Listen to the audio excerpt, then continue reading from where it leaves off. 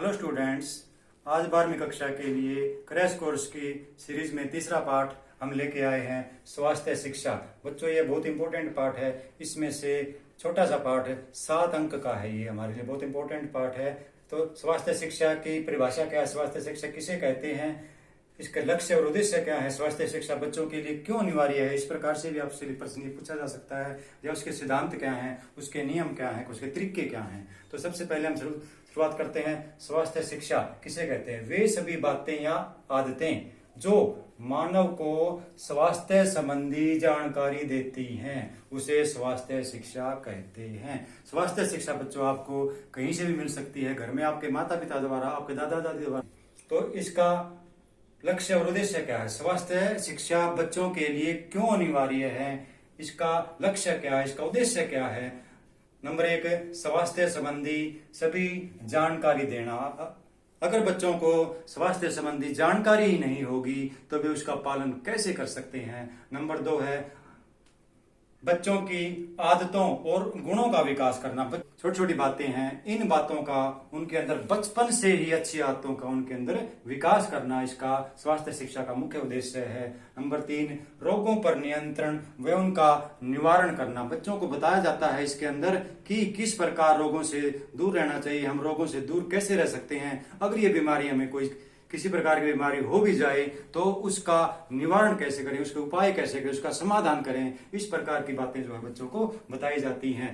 बच्चों की सेहत का स्तर ऊंचा उठाने के लिए इसका मुख्य उद्देश्य है। नंबर 5 है सामाजिक जिम्मेदारी। स्वस्थ बच्चे ही अपना और अपने परिवार की भलाई में योगदान दे सकते हैं, अपने समाज के विकास में योगदान दे सकते हैं। इसलिए वे अपनी जिम्मेदारी को समझें, इसलिए भी उन्हें स्वास्थ्य शिक्षा प्रदान की जाती है। कि आर्थिक कुशलता के विकास के लिए भी स्वास्थ्य शिक्षा बहुत ही अनिवार्य है। स्वास्थ्य शिक्षा के सिद्धांत क्या है, क्या उपाय करने चाहिए जिससे कि इन सिद्धांतों को आम जन तक पहुंचाया जा सके। नंबर 1, जो स्वास्थ्य शिक्षा देने का जो माध्यम है वो आसान और पूरी तरह से स्पष्ट हो जाए ताकि बच्चों की समझ में सभी बातें आ जाएं। नंबर 2, बच्चों की रुचि के अनुसार होने चाहिए। जो स्वास्थ्य शिक्षा है वो बच्चों की रुचि के अनुसार होना चाहिए। नंबर 3, बच्चों के वातावरण के अनुसार, जो वातावरण चल रहा है उसी के अनुसार दिशा और निर्देश होने चाहिए। नंबर 4 है संचार के माध्यमों का भी हम प्रयोग कर सकते हैं, उसके अनुसार बच्चे जल्दी सीख सकते हैं। टीवी और रेडियो के माध्यम से हम स्वास्थ्य शिक्षा को जल्दी बच्चों को ग्रहण करवा सकते हैं। इसीलिए अधिक से अधिक अखबार, रेडियो, टीवी का अधिक प्रयोग किया जाए। इनके माध्यम से स्वास्थ्य शिक्षा अधिक दी जा सकती है, अधिक प्रभावी तरीके से दी जा सकती है। मनोरंजनात्मक क्रियाएं करके भी हम स्वास्थ्य शिक्षा का प्रसार बच्चों तक पहुंचा सकते हैं। बच्चों के साथ साथ उनके अभिभावकों को भी अगर शामिल कर लिया जाए तो वे घर पर भी बच्चों को दिशा निर्देश दे सकते हैं और इन बातों का ध्यान रखकर हम स्वास्थ्य शिक्षा के नियमों का पालन कर सकते हैं। बच्चों, ये बहुत इंपॉर्टेंट प्रश्न है, कई बार परीक्षाओं में आ चुका है, इसलिए इसको अच्छी तरह से याद कर लें। स्कूल स्वास्थ्य कार्यक्रम क्या है, इसके चरण कितने हैं, वह इसका महत्व क्या है। तो सबसे पहले हम बात करेंगे अर्थ की। अर्थ, बच्चे राष्ट्र की अनमोल धरोहर होते हैं।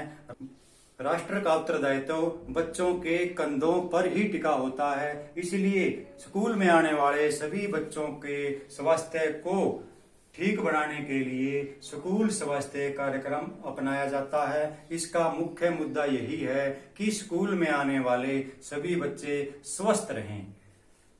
इसके 3 चरण हैं। नंबर 1 है स्वास्थ्य सेवाएं।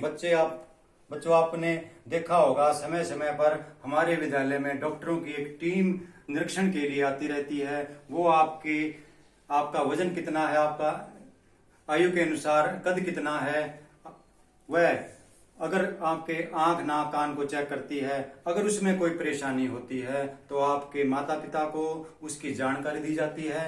अगले दिन आपके माता पिता आपको लेकर उस हॉस्पिटल में जाते हैं और वहां पर डॉक्टर आपकी अच्छी तरह से चेकअप करते हैं। वह जरूरत के अनुसार आपको हर प्रकार की दवाइयाँ मुफ्त में दी जाती हैं।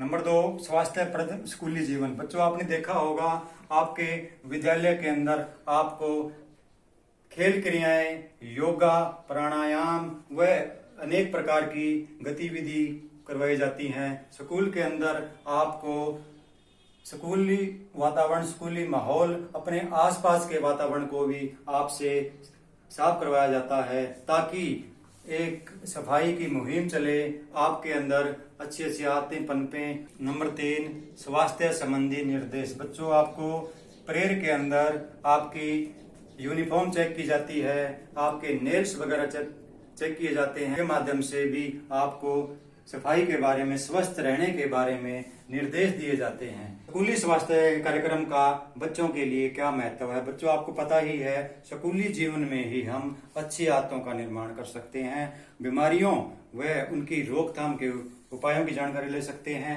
पोषक तत्वों और संतुलित भोजन से मिलने वाली जानकारी लेकर अपने शरीर को स्वस्थ बना सकते हैं, वातावरण को साफ सुथरा रखने के लिए हम प्रेरित हो सकते हैं और अच्छी आदतों का निर्माण भी हम इसी के माध्यम से करते हैं। भारतीय रेड क्रॉस सोसाइटी की स्थापना 8 मई 1920 को हुई। इसी के सुझाव से बच्चों के लिए संतुलित आहार, अच्छी दवाइयां और स्वास्थ्य सुधारने के लिए नई नई नीतियां सरकार द्वारा बनाई जाती हैं। इस सोसाइटी का मुख्य उद्देश्य वॉलेंटियर पैदा करना है जो सारे भारत में बिना किसी लालच में सामाजिक सुधार के कार्यों में आपातकालीन के समय में नागरिकों की सेवा कर सकें। रेड क्रॉस सोसाइटी के मुख्य कार्य क्या है, उसका उद्देश्य क्या है?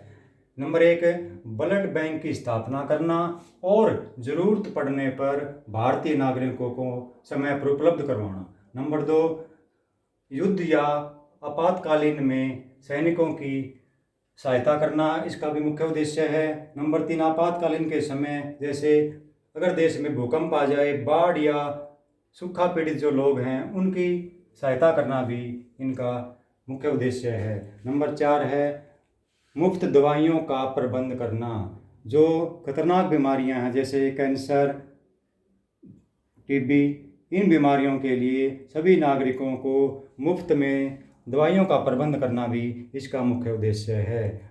नंबर 5, गरीब व विकलांग लोगों की नकली अंग लगाकर उनकी सहायता करना। नंबर 6, शांति और सहयोग को बढ़ावा देना इस संस्था का मुख्य उद्देश्य है।